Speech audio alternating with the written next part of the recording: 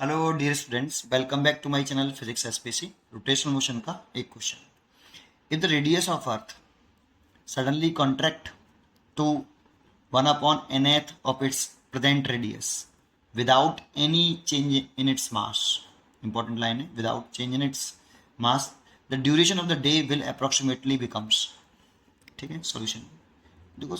हमारी जो अर्थ होती है उसे हम सॉलिड स्फीयर कंसिडर कर सकते हैं कि मान लो ये अर्थ है, उसका इनिशियल मास एम है और रेडियस आर है, और इसको हमने एक सॉलिड स्फीयर कंसिडर कर सकते हैं, ये अर्थ है वैसे, और ये रोटेट करती है इट्स ऑन एक्सिस, डायमीटर से पास होने वाली एक्सिस के अबाउट, और इसके अबाउट इसका मोमेंट ऑफ इनर्शिया होता है 2/5 mr², और इसी एक्सिस के अबाउट ये एक कंप्लीट रिवोल्यूशन करती है 24 आवर में। तो डे इसलिए 24 आवर का होता है, तो इनिशियल ड्यूरेशन ऑफ डे जो होता है वो 24 आवर होता है टाइम पीरियड भी बोल सकते हो।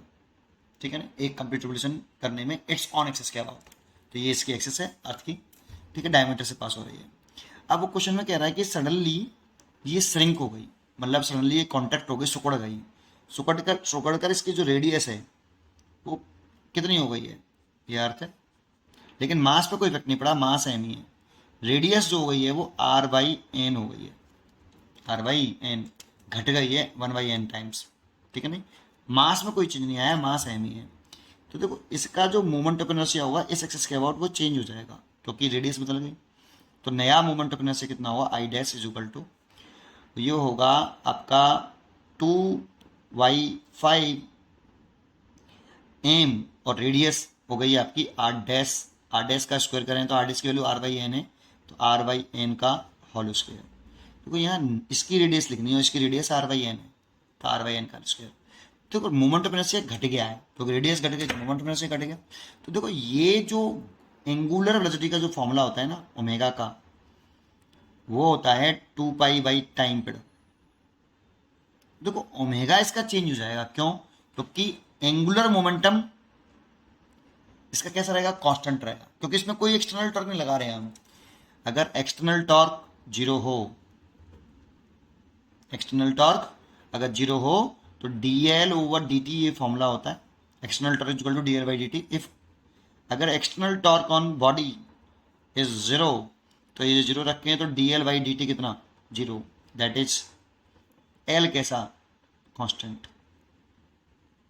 देखो एल डी टी अगर इसमें डिवाइड मल्टीप्लाई कर दो तो डी एल जीरो आएगा। डी एल क्या चीज़ है, change in angular momentum, change in angular momentum zero है तो एल कैसा होगा, कांस्टेंट। या फिर ऐसे कह दो कि देखो डिफ्रेंसिएशन करते हैं तो कांस्टेंट टर्म का डिफरेंशियल जीरो होता है, तो एल अगर कांस्टेंट रहा होगा तभी तो इसका डिफरेंशियल करके जीरो आया होगा, इसलिए एल कांस्टेंट है और एंगुलर मोमेंटम कांस्टेंट है। तो देखो ये इनिशियल है और ये फाइनल है, हमने इसमें कोई एक्सटर्नल टॉर्क नहीं लगाया बेटा, फाइनल है। तो इसमें ओमेगा बदल जाएगा बेटा इसका, ओमेगा क्यों, क्योंकि एल कांस्टेंट है तो I omega is equal to कैसा, कांस्टेंट। तो omega is equal to constant divide by I, तो आई यहाँ पे चेंज हुआ है, देखो घटाए, और आई अगर घटाए तो एंगुलर वेलोसिटी बढ़ जाएगी, तो ओमेगा चेंज होगा, और ओमेगा चेंज होगा तो टाइम ड्यूरेशन भी बदलेगा, 2π/t डैश, हमें टी डैश ही निकालना है, कितना ड्यूरेशन का डे हो जाएगा। समझ में नहीं आया, आया? तो बस आप क्या करिए, सबसे पहले एंगुलर मोमेंटम कंसिडर कर दीजिए, L initial L final. Initial कितना, आई ओमेगा, और फाइनल कितना, आई डैश, इसे आई डैश माना और ओमेगा डैश। आई की वैल्यू कितनी, 2/5 mr², ओमेगा की वैल्यू कितनी, 2π टाइम पीरियड, और टाइम पीरियड पहले कितना था, ड्यूरेशन ऑफ डे कितना था, 24 आवर, इजुकल टू ये कितना हो गया, 2/5 mr²/n², और ओमेगा डैश लिख सकते हैं 2π time dash, time period T dash, duration of day, time period, ठीक है टी डैश।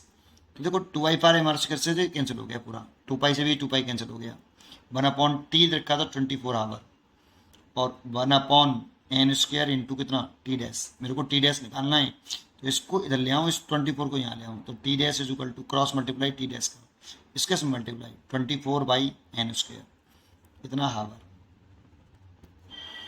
डे इतने टाइम का रह जाएगा अप्रोक्सीमेट, 24/n² हावर।